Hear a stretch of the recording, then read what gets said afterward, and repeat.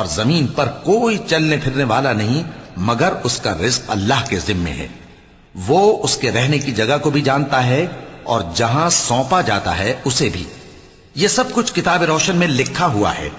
اور وہی تو ہے جس نے آسمانوں اور زمین کو 6 دن میں بنایا اور اس وقت اس کا عرش پانی پر تھا.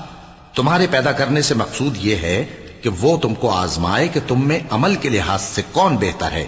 اور اے نبی، اگر تم کہو کہ تم لوگ مرنے کے بعد زندہ کر کے اٹھائے جاؤ گے تو کافر کہہ دیں گے کہ یہ تو کھلا جادو ہوا.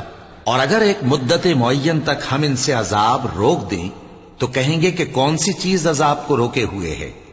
دیکھو، جس روز وہ ان پر واقع ہوگا پھر ٹلنے کا نہیں، اور جس چیز کا یہ مذاق اڑاتے ہیں وہ ان کو گھیر لے گی. اور اگر ہم انسان کو اپنے پاس سے نعمت بخشیں پھر اس سے اس کو چھین لے تو نا امید اور ناشکرا ہو جاتا ہے.